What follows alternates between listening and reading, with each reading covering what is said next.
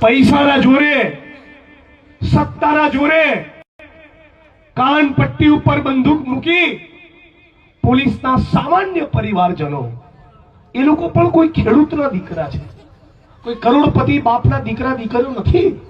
આપણા ગુજરાતના PSI, PI, constable, head constable, ASI, લોકરક્ષક ભાઈ બહેનો એ આપણા જેવા સામાન્ય પરિવારમાંથી આવે છે. કોઈક સામાન્ય ક્ષત્રિય સમાજમાંથી છે, કોઈ દેવી પૂજક, રાવણ, કોળી, ઠાકોર, દલિત, આદિવાસી, આ વંચિત સમુદાયોમાંથી આવે છે. આઈપીએસ અધિકારીઓ જે છે એ કરોડપતિ બાપના દીકરા હશે, પોલીસના સામાન્ય કર્મચારીઓ નથી. અને એટલે એ અમારા ભાઈ છે, એ પણ થરાદમાં કહેવા માટે આવ્યો છું. આજે આપણે બધાએ સમજવાનું છે કે ગુજરાતની પરિસ્થિતિ શું છે.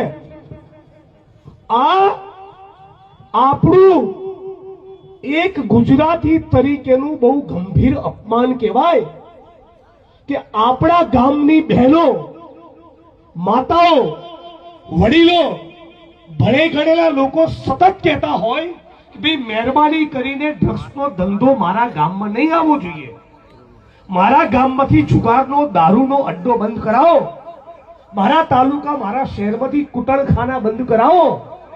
અને છતાં સરકારી તંત્ર, પોલીસ પ્રશાસનના પેટનું પાણી ના લે, એનો મતલબ એમ કે તમારી કોઈ વેલ્યુ કરતા નથી.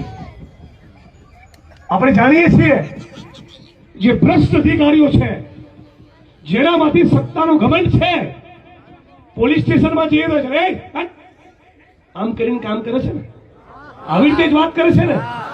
સારા અધિકારીઓની વાત નથી. જે બદતમીઝ છે, જે ભ્રષ્ટાચારી છે, જેને રૂપિયા છાપવા છે, જેને વહીવટો કરવા છે, જેને જુગાર અને દારૂ અને ડ્રગ્સમાંથી કમાવું છે, એ સત્તાના નશામાં હોય છે.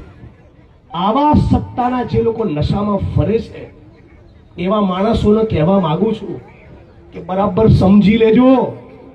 જે દિવસે આ ગુજરાતની જનતા જાગી ગઈ, કોઈને મોં બતાવવાને લાયક નહીં રહો.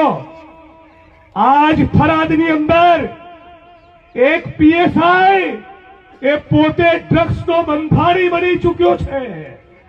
દાપણ કરવાઓ છો આજ થરાદની અંદર છે કે નહીં ભાઈ? જાણો છો ને? નામ જોગ એટલા માટે નથી કેવું કે મારે ખરેખર પટો નથી ઉતારવો, બાકી ઉતારીને બતાવું વટકે સાથ.